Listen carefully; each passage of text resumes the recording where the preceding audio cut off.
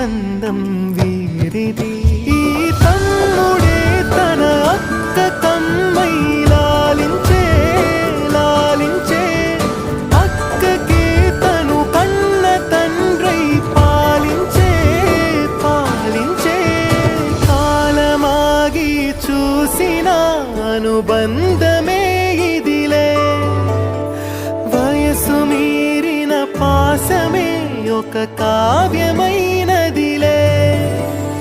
రేపలా ఎప్పుడు కంటి పాపగ కాచులే.